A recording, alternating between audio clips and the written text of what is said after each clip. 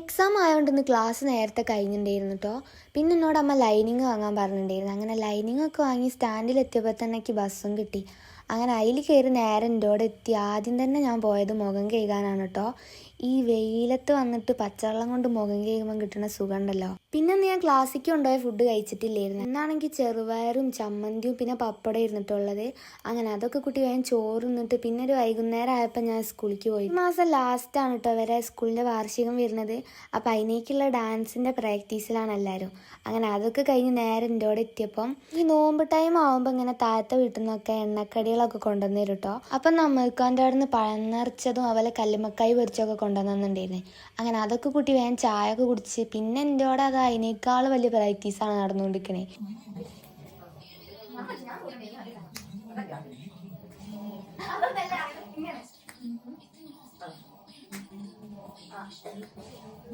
ഇനിയിപ്പോൾ ഇവിടെ അടുത്ത് തന്നെയുള്ള ഒരു അമ്പലത്തിലും കൂടെ പരിപാടി ഉണ്ട് കേട്ടോ. അപ്പോൾ അതിനേക്കുള്ള ഒരു പുതിയ ഡാൻസാണ് ഇപ്പോൾ പഠിച്ചുകൊണ്ടിരിക്കണേ. അപ്പോൾ ഇന്നത്തെ വീഡിയോ ഇത്രയേ ഉള്ളൂ. ബൈ.